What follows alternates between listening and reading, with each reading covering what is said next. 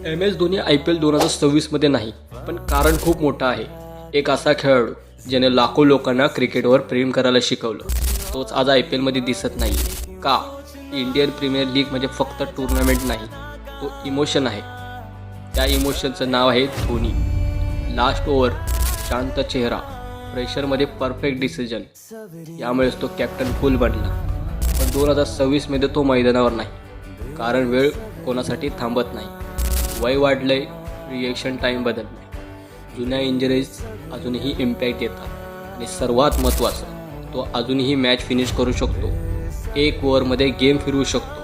तो आता मैदानावर नाही, तो पुढच्या जनरेशनला जिंकण्यासाठी शिकवतोय. चेन्नई सुपर किंग्ससाठी नवीन जनरेशन तयार करतोय. यंग प्लेयर्सला गाईड करतोय, त्यांना लीडर बनवतोय.